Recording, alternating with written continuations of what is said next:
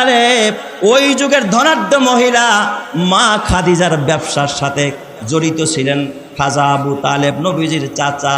একদিন মা খাদিজা ডাক দিয়া কয়, ও আবু তালেব, আমার ব্যবসায়ী দায়িত্ব যার কাছেই দেই সেই মাইরা খায়, সেই ভেজাল করে, একজন আমানতদার লোক চাই। আবু তালেব ডাক দিয়া বলে, খাদিজা, আমার আপন ভাতিজা মোহাম্মদ, যাকে গোটা বিশ্বের মানুষ আল আমিন বলে, আরবের মানুষ, তাকে দায়িত্ব দিতে পারেন। মা খাদিজা আবু তালেবের কথা আমার নবীকে দায়িত্ব দেয় পরীক্ষা করার জন্য। মা খাদিজা একজন দাস তার একজন কৃত দাস সাথে দিয়ে দেয়, তুমি দেখবা মোহাম্মদ 2 নম্বরই করে কিনা, ব্যবসার মধ্যে ভেজাল করে কিনা। আমার নবী যখন ব্যবসার মাল নিয়ে যায়, ওই কৃতদাস সাথে সাথে নজর করে দেখি কি দেখা যায়। ব্যবসা শেষে যখন কাফেলা বাসায় ফেলল, মা খাদিজা দেখতেছে ব্যবসার মধ্যে কয়েক গুণ লাভ হয়েছে। এবার মা খাদিজা চুপে চুপে কৃতদাসকে, গোলামটারে কাছে ডাকছে, তাইকা বলতেছে, গোলাম, সত্যি করে বল, মোহাম্মদ এত ব্যবসা কেমনে করলো, মোহাম্মদের কিছু কারগুজারি শোনা। এই গোলামটা ডাক দিয়া কয়, ও খাদিজা, আপনি তো জানেন না, জীবনে এই দৃশ্য আমি কোনোদিন দেখি নাই। মোহাম্মদ এই মাল নিয়ে যখন বাজারে রওনা করে কোনো মার্কেটে যায়, রাস্তায় দেখি একদিন শুয়া পড়ছে বিশ্রাম নেওয়ার জন্য, ক্লান্ত হয়ে গেছে, রৌদ্রের ভিতরে প্রচণ্ড রোদ। কোথার থেকে দেখি একটা গাছ বাঁকা হইয়া নবী মোহাম্মদের মাথার উপরে দেখি ছায়া দান করতেছে। চিৎকার মেরে কন্যা আল্লাহু আকবার। আর কি দেখছো? ও খাদিজা, আমি দেখেছি মোহাম্মদ যখন আপনার ব্যবসায়ী মাল মার্কেটে উঠাইছে, মালের কোয়ালিটি তেমন ভালো না, কিন্তু মোহাম্মদরে দেখছি মালের মধ্যে যখন হাতটা বোলায়া দিছে, একটু হাত দিয়া মালের মধ্যে নাড়াচাড়া দিছে, দেখি বাজারের সব কাস্টমার আর কোনো মালের দিকে না যায়া এই মাল কেনার জন্য তারা সিরিয়াল লাগাইছে। চিৎকার মেরে কোন সুবহানাল্লাহ। এটা শুধু তাই না, মোহাম্মদ যা করতে চায় অচিরে সহজে হয়ে যায়। মা খাদিজার আর বুঝতে বাকি নাই, এর ভিতরে তো অলৌকিকতা আছে, হতে পারে এই লোকটাই আখেরি জমানার পয়গম্বর। মা খাদিজার দিলের মধ্যে তামান্না। অনেক নাস্তিক আর মুরতাদরা কয় যে নবী মোহাম্মদ একজন বুড়া মানুষকে 25 বছরের যুবক হয়ে 40 বছরের একটা বুড়িরে বিয়া করছে মালের লোভে। নাউজুবিল্লাহ কোন সবাই। নাস্তিকরা কয় সম্পদের লোভে তারা বিয়ে করছে। জোরে কর না নাউজুবিল্লাহ। মা খাদিজা প্রস্তাব দিছে, তার একজন বান্ধবী নাফিসার সাথে গল্প করতেছে, নাফিসা, ইদানিং আমার একজন ব্যবসায়িক পার্টনার আছে, এত ভালো, তারাই প্রশংসা করে। কোনো বান্ধবীর জবানে যখন কোনো পুরুষের প্রশংসা শুনে, বান্ধবী মনে মনে কয় তুমি বুঝি তারে পছন্দ করছে। মা খাদিজা অকপটে বলে দিলেন, ও নাফিসা, 2টা স্বামীর ঘর ছেড়ে আসছি, 2টা স্বামীর কাছ থেকে ডিভোর্স পেয়েছি। ও নাফিসা, কোনো পুরুষের মন আমি পাই নাই, জোগাইতেও পারি নাই, আমি আমানতদার পাই নাই, কিন্তু আমার গোলামের জবানে মোহাম্মদের ব্যাপারে যেমন কথা শুনেছি, এর মতো মানুষ আর চেহারার দিকে তাকায়ও দেখেছি, এর মতো মানুষ আসমান আর জমিনের নিচে আর কেউ হতে পারে না। চিৎকার মেরে কোন সুবহানাল্লাহ। কয় তাহলে প্রস্তাব দিয়ে দেন। আবু তালেবের কাছে প্রস্তাব নিয়ে যায়। আবু তালেব নবীজির কাছে যখন প্রস্তাব দেয়, নাফিসা কয় আমি এটা জানি না, আমার একজন গার্জিয়ান আছে, আমার চাচা আবু তালেবরে প্রস্তাব দিলে আবু তালেব তখন রাজি হয়ে যায়। এরপরে মা খাদিজার সাথে আমার নবীর বিয়ে হয়। তাহলে আপনারা বলেন, আমার নবীজির কাছে মা খাদিজা, নবীজি প্রস্তাব দিয়েছেন না মা খাদিজা নিজে প্রস্তাব দিয়েছেন? জিবরাইল আলাইহিস সালাম নবীজির কাছে ওহী নিয়ে আগমন করেন, কিন্তু একবার ফাতরাতে ওহী কোনো এক কারণবশত মক্কায় নবীজির অবস্থান, জিবরাইলের আগমনটা বন্ধ হয়ে গেল। জিবরাইল নবীজির কাছে আসে না। নবীজি মনক্ষুণ্ণ হলেন, আল্লাহ, বুঝি না কেন গো জিবরাইল আসে না, কেন তুমি আমার সাথে কথা বলো না। নবীজির মন খারাপ। এই খবরটা সব জায়গায় ছড়িয়ে গেল, সব জায়গার মধ্যে মানুষ কানাঘুষা আরম্ভ করলো। মনে হয় মোহাম্মদের রব, মোহাম্মদ যেই রবের কথা বলে ওই রব মনে হয় মোহাম্মদের প্রতি রাগ করেছে, গোসা করেছে। মোহাম্মদের রব মোহাম্মদকে ছেড়ে দিয়েছে। মোহাম্মদের কাছে যেই লোকটা আসতো, যিনি আগমন করতো, সেও আসা বন্ধ করে দিয়েছে। এই খবর কাফের মুশরিক বেঈমানেরা মক্কার অলিগলিতে সব জায়গায় গিয়ে বেড়াইতে লাগলো। এমনকি নবীজির আপন চাচি আবু লাহাবের স্ত্রী উম্মে জামিল, এই আবু লাহাবের বিবি নবীর আপন চাচি, সেও এলাকার ভিতরে তবলা বাজাইতে লাগলো আর বলতে লাগলো, জানোনি মোহাম্মদ যেই রবের কথা কয় ওই মোহাম্মদের রব মোহাম্মদকে ছেড়ে দিয়েছে। এমনকি তার কাছে যে একটা শয়তানের আগমন ঘটত, জোরে বলেন না নাউজুবিল্লাহ, জিবরাইল সে শয়তান কয়, তার কাছে যেই শয়তানের আগমন ঘটত সেও আগমন বন্ধ করে দিয়েছে, মোহাম্মদকে তার রব ছেড়ে দিয়েছে। এই খবর যখন আমার নবীর কানে আসলো, আমার নবী মনক্ষুণ্ণ, আমার নবীর চেহারাটা ভার করে বসে আছে, আমার নবীর মনে শান্তি নাই, নবীজির মনে বড় টেনশন। আহারে, মানুষ বিপদে পড়লে প্রতিবেশীরা আগায় আসে, মা থাকলে মা আগায় আসে, বাবা থাকলে বাবা আগায় আসে, চাচারা আগায় আসে, চাচিরা আগায় আসে, কিন্তু আয় আল্লাহ আমার তো বাবা নাই, আমার মা নাই, আমার আপন চাচি উম্মে জামিল আমার বিপদেও সে আরো উল্টা আমার বিরুদ্ধে বদনাম করতেছে। আমার নবীজির বড় মন খারাপ, আমার নবী বড় কষ্টে আছে, বড় বিপদে আছে, চেহারাটা মলিন করে বসে আছে। আমার আল্লাহ জিব্রাইলকে ডাক দেখা, জিব্রাইল কই রে? এই তামাম পৃথিবীর ভিতরে আমার বন্ধু মুহাম্মদুর রাসূলুল্লাহ বেজার থাকবে আর কাফের মুশরিক বেঈমানেরা আনন্দের হাসি হাসবে, এটা আমি আল্লাহ বরদাস্ত করতে পারি না।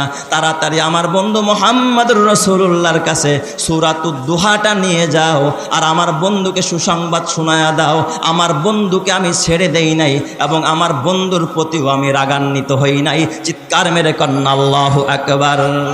आदम के लिए फ़क्र ये अली नसबी है, मक्की मदनी हाशमी व मुत्तलबी है, पाकीज़ा तरश अर्श समा जन्नत फिरदौस, आराम गाहे खाके रसूल अरबी है, आए ज़ाइर बैते नबवी याद रहे ये, बेकायदा जंब से लगबे अदबी है, आहिस्ता कदम नीचे निगाह पुश्ते सदा हो, खाबीदा इहा रूह रसूल अरबी है, बुझ जाए तेरे सीटू से आए अबरे करम आग, जो आग मेरे सीनों में मुद्दत से लगी है, आए बहरे करम सदका हुसैन इब्ने अली का, आए बहरे करम सदका हुसैन इब्ने अली का, प्यासा हो मुझे शरबते दीदार पिला दो।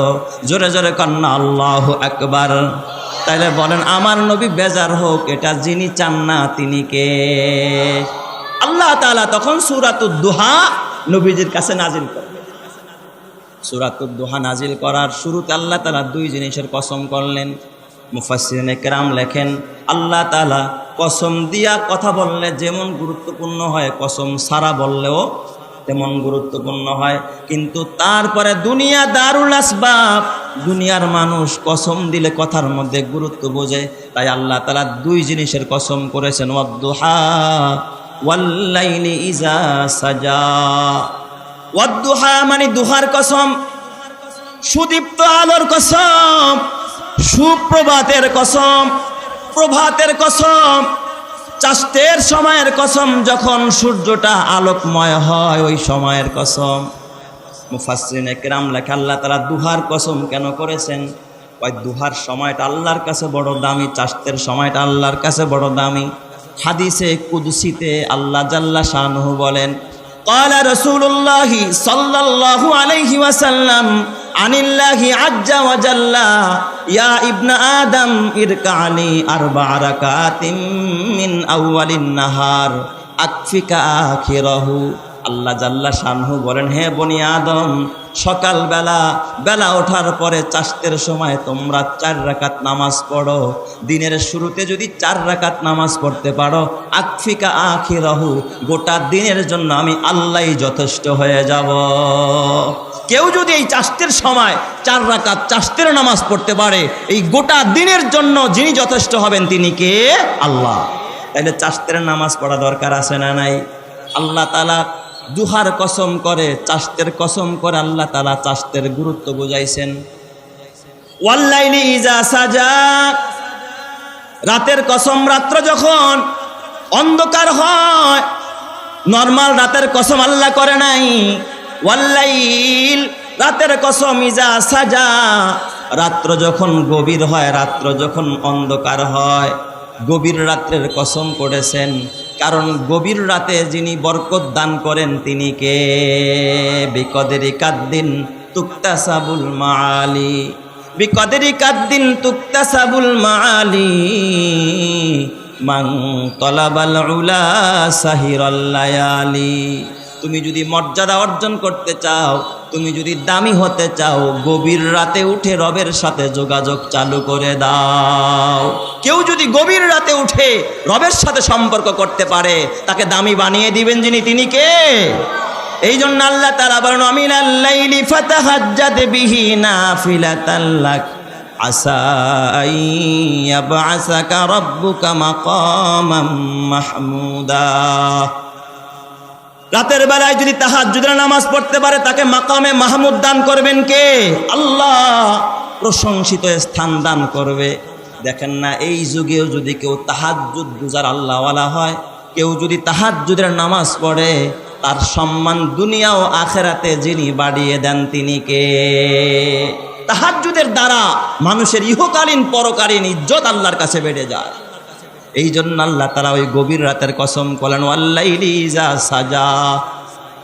আবার কেউ কেউ ব্যাখ্যা করেছেন না, ওয়াদ্দুহা মানে হলো আমার নবীর চেহারা, চেহারার সৌন্দর্যের কসম করেছেন, কারণ আমার নবীর চেহারা ছিল একেবারে দীপ্তময় সুন্দর। সুবহানাল্লাহ, যেরকম সবাই আমার নবীর চেহারার মতো এত সুন্দর মানুষ আসমানের নিচে জমিনের উপরে আল্লাহ তাআলা কাউকে বানায় নাই।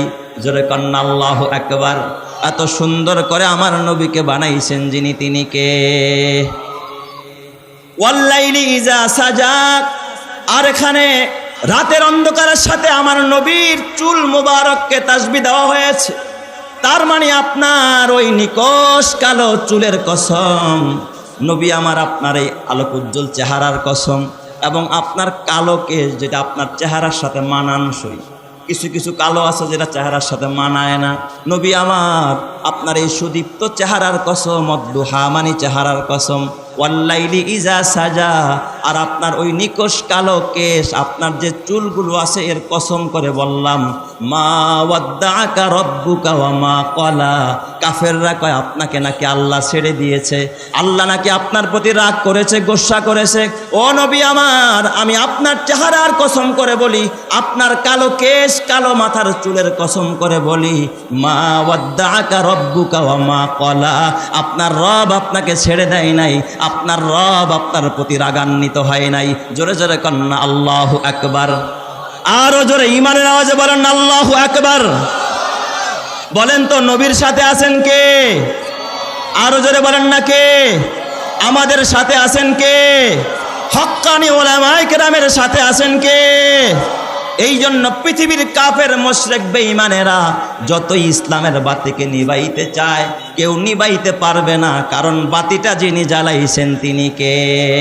চেরাগে রাকে ইজাদ বার ফারুজাদ, কাছে কাশতাফ জানাদেরি শাস বাসুজাদ, কাছে কাশতাফ জানাদেরি শাস বাসুজাদ। আল্লাহ তাআলার আদেশে যে বাতিটা জ্বলেছে, আল্লাহ তাআলার আদেশে যে বাতিটা জ্বলেছে, যেজন তারে নিবাতে চায় তার দাড়ি শুধু পড়েছে, যে নিবাইতে চাবে সেই পুড়ে যাবে। কোনোদিন ইসলামের বাতিকে নিবাইতে কেউ পারবে না, কেউ পারে নাই, এখনো পারতেছে না, কিয়ামত পর্যন্ত পারবে না। ঠিক না বা ঠিক? যে দেখা আমার বাজান। এরপরে আরো একটা ব্যাখ্যা করেছেন মুফাসসিরিনে কেরাম, দুহার কসম আল্লাহ কেন করলেন? দেখবেন সূর্য যখন ওঠে, সূর্য যখন উদিত হয়, এই সূর্যেরও কিছু একদল বিরোধী আছে না নাই? কিছু কিছু প্রাণী আছে সূর্যের বিরোধিতা করে, যেমন চামচিকা, কথা কয় না। তারপরে আপনার বাদুর, বাদুর কলা বাদুর, যেটা কলা খায়। বলেন তো এই বাদুর দিনের বেলায় চোখে দেখে না, বেলা উঠলেই ওর চোখ কি হয়ে যায়? বন্ধ হয়ে যায়। এই জন্য বেলা ডুবলে ওর সুবিধা হয়। এই জন্য কি করতে পারে? চুরি করতে পারে ভালোভাবে। এই দুনিয়ারও কিছু চোর আর বাটপার আছে, সিটার আছে, আছে না নাই? ও চুরি করতে গেছে, হঠাৎ বিদ্যুৎ চলে গেলেও খুশি হয় না, বেজার? ভালো হয়েছে অন্ধকারটা জমছে রে, চুরি করে মজা পাবো। চোরের জন্য আলো ভালো না অন্ধকার ভালো? বলেন তো। অন্ধকার ভালো। আল্লাহ তাআলা বুঝাইতে চায়, নবী আমার, আমি দুহার কসম করলাম, আপনার কাছে ওহী যেটা পাঠায় এটাও হলো সূর্য, সুবহানাল্লাহ জোরে কান সবাই। এটাও হলো আলো। এই আলো সবাই পছন্দ করে না। এই আলোর একদল বিরোধী আছে। আপনার কাছে যে ওহী পাঠাই ওহীর একদল বিরোধী আছে। আমি এই ওহীকে বন্ধ করে দিয়া সূর্যটাকে ডুবাইয়া দিয়া আমি একটু পরীক্ষা করতে চাই কারা ওহীর পক্ষে আর কারা বিপক্ষে। ইয়া রাসূলুল্লাহ, দুনিয়ার সূর্য উঠলে যেমন গোটা দুনিয়াটা আলোকিত হয়, আপনার কাছে যেমন নবুয়তের আলো পাঠাইলাম, আপনি হলেন নবুয়তের আকাশের একটা সূর্য। আপনার দ্বারা গোটা পৃথিবী আলোকিত হবে, সমস্ত পয়গাম্বররা আলোকিত হবে, সমস্ত মানুষ, নারী আর পুরুষ আর মাখলুকাতগুলো আলোকিত হবে। জোরে কোন সুবহানাল্লাহ। কাউনাইন কা মুখতারে খোদা তুমকো বানায়া, काउनाइन का मुख्तार खुदा तुमको बनाया, उम्मत का निगहबान खुदा तुमको बनाया, उम्मत का निगहबान खुदा तुमको बनाया। ओ फ़ख्रे जहाँ फ़ख्रे ज़मा फ़ख्रे उमम है, ओ फ़ख्रे जहाँ फ़ख्रे ज़मा फ़ख्रे उमम है, ये आहद बेमी में शाह लौह कलम है, ये आहद बेमी में शाह लौह कलम है, रुतबे में फदू सबसे ही अल्लाह से कम है, ये कौल शब रोज़ मेरा हक़ की कसम है, ये कौल शब रोज़ मेरा हक़ की कसम है। जोरे जोरे बोली सुबहानाल्लाह। अल्लाह ताला জানায় দিলেন, হে নবী আমার, আপনার রব আপনাকে ছেড়ে দেয় নাই, আপনার রব আপনার প্রতি রাগ করে নাই, গোসা করে নাই। ওয়ালা সাউফা ইউতিকা রাব্বুকা ফাতারদা। হাবিব আমার, ওই সমস্ত পাগলের কথায় কি আসে যায়? কারণ পাগল কত কিছুই না বলে, ছাগল কত কিছুই না খায়। কে কি বলল নবী আমার, কান দিবেন না। ওয়ালা সাউফা ইউতিকা রাব্বুকা ফাতারদা। আপনার রব আপনাকে এত নিয়ামত দিবে, এত নিয়ামত দিবে, আল্লাহ তাআলা আপনাকে এত দিবে, এত দিবে, আপনি ওই নিয়ামত পায় আপনি আপনার রবের প্রতি খুশি হয়ে যাবেন। জোরে কোন সুবহানাল্লাহ। আল্লাহ তাআলা এত নিয়ামত আপনাকে দিবে। সুসংবাদ শোনায়া দিলেন কে? কি নিয়ামত আল্লাহ তাআলা আমার নবীকে দিবেন? এক হাদিসের মধ্যে আসছে, আমার আল্লাহ আমার নবীকে শাফাআতে কুবরা দান করবে। অন্য নবীরা যেটা পারবে না ওইটা আল্লাহ তাআলা আমার নবীকে দিবে। জোরে জোরে কন্না আল্লাহু আকবার। এই জন্য আল্লাহ নবী কয়, লিকুল্লি নাবিয়্যিন দাওয়াতুন মুস্তাজাবা ফাতাআজ্জালা কুল্লু নাবিয়্যিন দাওয়াতাহু ওয়া ইন্নী ইখতিবাতু দাওয়াতি শাফাআতান লি উম্মতি। আল্লাহর নবী ডাক দেয়া কয়, উম্মতেরা, সব নবীকে আল্লাহ তাআলা একটা অধিকার দিছে, নবীরা চায়া চায়া আমার কাছ থেকে নাও। চাইতে দেরি, আল্লাহ কবুল করতে দেরি নাই। আদম নবী বিপদে পড়ছে, আল্লাহকে ডাক দিছে, রব্বানা যালামনা আনফুসানা ওয়া ইল্লাম তাগফির লানা ওয়া তারহামনা লানাকুনান্না মিনাল খাসিরিন। আদম নবীর তওবা কবুল করেছেন কে? হযরত ইউনূস আলাইহিস সালাতু ওয়াস সালাম মাছের পেটে গিয়া দোয়া করেছে, লা ইলাহা ইল্লা আনতা সুবহানাকা ইন্নী কুনতু মিনাজ জালিমিন। ওই হযরত ইউনূস নবীর দোয়া কবুল করেছেন কে? দোয়া করতে দেরি, কবুল হইতে একটা সেকেন্ড দেরি নাই। ফাস্তাজাবনা লাহু ওয়া নাজ্জাইনাহু মিনাল গাম্মি ওয়া কাযালিকা নুজিল মুমিনিন। আইয়ুব নবী বিপদে পড়েছে, ওয়া আইয়ুবা ইয নাদা রাব্বাহু আন্নী মাসসানিয়াদ দুররু ওয়া আনতা আরহামুর রাহিমিন। বিপদে পড়ে আইয়ুব নবী ডাক দিছে, আল্লাহ তুমি তো আরহামুর রাহিমিন। আল্লাহ ডাক দিয়া কয়, ফাস্তাজাবনা লাহু ফাকাশাফনা মা বিহি মিন দুররিন ওয়া আতাইনাহু আহলাহু ওয়া মিসলাহুম মাআহুম রাহমাতাম মিন ইনদিনা ওয়া যিকরা লিল আবিদিন। আমি আল্লাহ আমার আইয়ুবের ডাকে সাড়া দিলাম, আর আমি আল্লাহ তার নিয়ামতকে দ্বিগুণ করে দিলাম, বাড়ায়া দিলাম। জোরে জোরে কোন সুবহানাল্লাহ। আল্লাহ তাআলা সব নবীর দোয়া কবুল করেছে। ইব্রাহিম খলিলুল্লাহ নমরুদের আগুনের মধ্যে পড়েছে, আল্লাহ তাআলা খলিলের ডাকে সাড়া দিয়া ডাক দিয়া কয়, ইয়া নারু কুনি বারদাও ওয়া সালামান আলা ইব্রাহিম। আল্লাহ সঙ্গে সঙ্গে সব নবীর দোয়া কবুল করেছে। নবী আমার ডাক দিয়া কয়, উম্মতেরা, আমি মুহাম্মদ তায়েফের ময়দানে বিপদে পড়েছি, আমাকে একবার আর দুইবার নয়, তিনবার তায়েফবাসী আমাকে পাথর মেরে বেহুশ করে জমিনের মধ্যে ফালায়া দিস। জিব্রাইল আইসা আমার ডাক দেয়া কয়, ইয়া রাসূলুল্লাহ, যদি অনুমতি দেন তায়েফের সব মানুষগুলোকে ধ্বংস করে দিব। কিন্তু আমি বলেছি, আল্লাহ তারা বুঝে না, আমার উম্মতগুলোর আপনি মাফ করে দেন, আমি বদদুয়া করি নাই।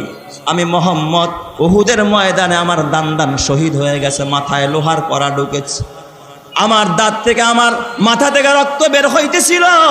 জিব্রাইল আমিন ডাক দেয়া কয়, ইয়া রাসূলুল্লাহ, আপনি যদি অনুমতি দেন উহুদ পাহাড় দিয়া উহুদবাসীকে ধ্বংস করে দিব। কিন্তু আমি তখনও বদদুয়া করি নাই, আল্লাহর কাছে আমি কিছু চাই নাই, বলছি আল্লাহদেরকে মাফ করে দেন, এরা বুঝে না। আমি মুহাম্মদ খন্দকের ময়দানে 3 দিন পর্যন্ত পেটের মধ্যে পাথর বেঁধেছি। জিব্রাইল আমিন আয়েশা আমার কাছে কয়, ইয়া রাসূলুল্লাহ, আপনি যদি পারমিশন দেন তাহলে উহুদ পাহাড়টা স্বর্ণ বানায়া দিব, আপনার খাবারের অভাব পড়বে না। আমি তাও আল্লাহর কাছে চাই নাই। কেন চাই নাই জাননি ও উম্মতেরা? আমি সব জমা করে রাখছি, আমি দুনিয়ায় চাবো না, আমি আখেরাতে গিয়া চাবো। হাসরের ময়দান আমার উম্মতেরা যেদিন বিপদে পড়ে যাবে, পানি পানি বলে চিৎকার করবে, যেদিন আদম সফিউল্লাহ নাফসি নাফসি করবে, মুসা কালিমুল্লাহ নাফসি নাফসি করবে, ইব্রাহিম খলিলুল্লাহ নাফসি নাফসি করবে, ওই দিন আমি মুহাম্মদ আরশের নিচে সিজদায় পড়ে আমি বলবো, রব্বি হাবলি উম্মতি, আল্লাহ আমার উম্মতকে বাঁচাও। ওই দিন আমার আল্লাহ আমি যাকে বলবো আমার ওই উম্মতকে মাফ করে জান্নাত দিয়া দিবে। চিৎকার মেরে কোন সুবহানাল্লাহ। আল্লাহ তাআলা ওই দিকে ইশারা করে কাওয়ালা সাউফা ইউতিকা রব্বুকা ফাতারদা।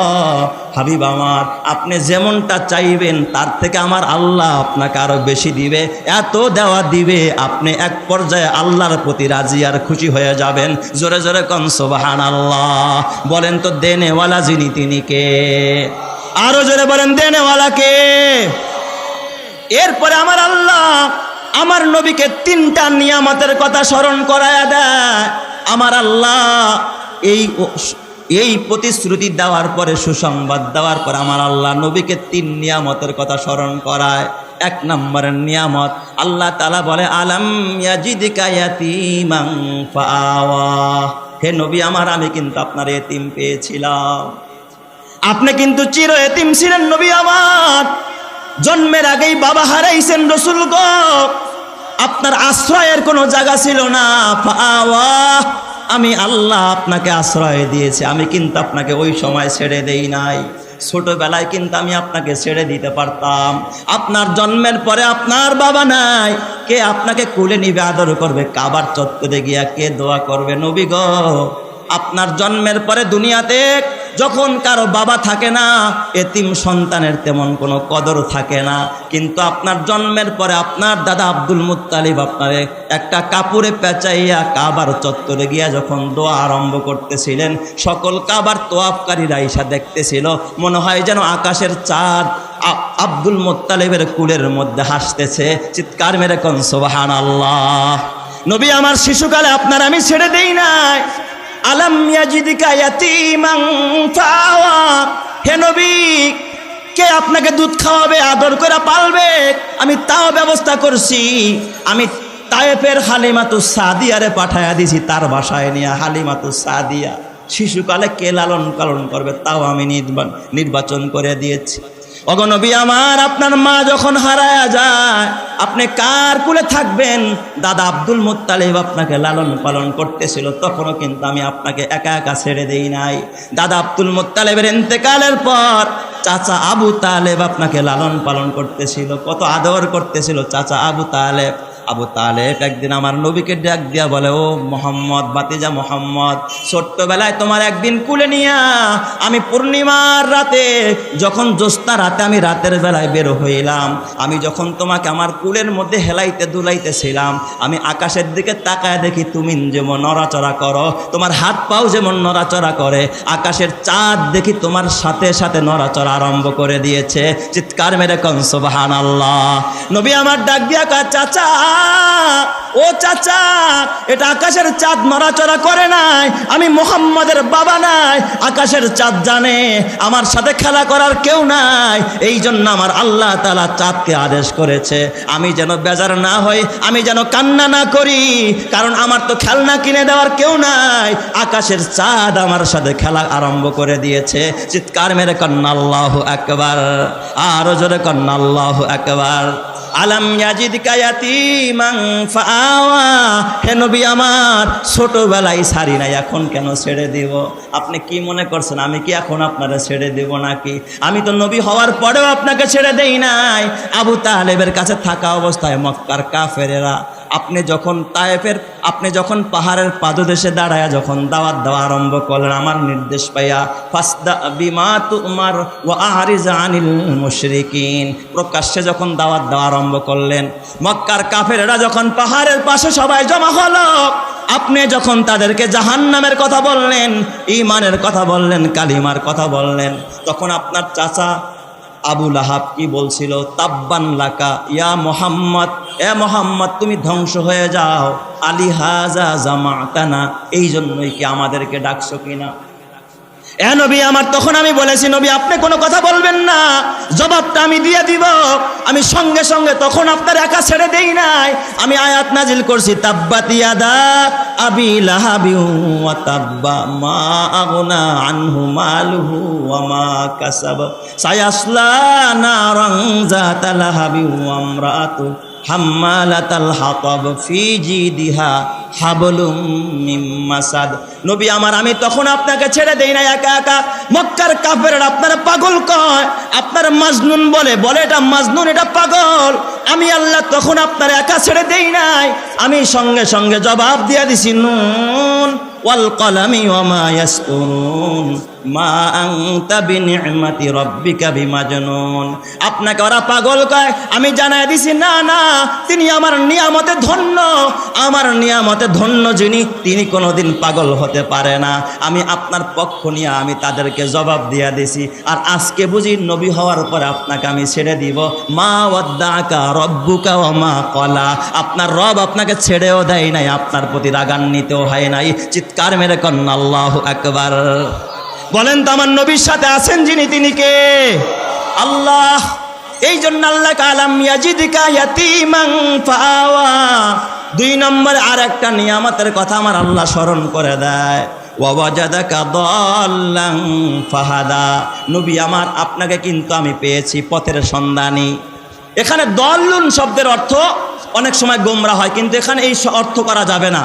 ওয়াজাদাকা দাল্লান ফাহাদা, আপনাকে আমি পথের সন্ধানকারী পাইছি। আপনি পথ তালাশ করতেছিলেন, শরীয়ত তালাশ করতেছিলেন, বিধান তালাশ করতেছিলেন, আমি আল্লাহ কোরআন নাজিল কইরা, ওহী নাজিল কইরা আপনাকে আমি শরীয়তের বিধান দিয়া দিছি, পথের দিশা দিছি। জোরে কোন সুবহানাল্লাহ। তাহলে আমার 2 নম্বরের নিয়ামত।